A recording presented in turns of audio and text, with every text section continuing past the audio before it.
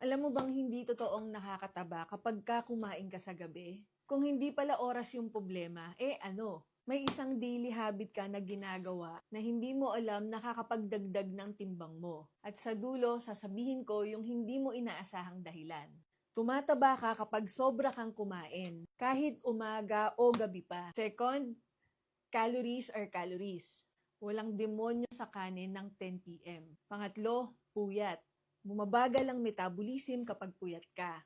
Pang-apat, stress. Mataas ang cravings kapag stress. At ito yung hindi alam ng karamihan.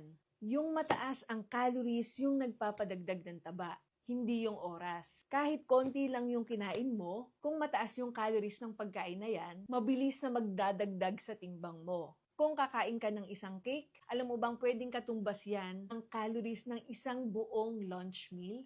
So anong gagawin? Uminom ka muna ng tubig bago ka kumain. Bawasan mo yung soft drinks pati yung matatamis. Matulog ka ng maaga para hindi ka gutom sa 10 oras ng gabi. Ngayon, ang tanong, anong isang habit ang pwede mong baguhin ngayong gabi?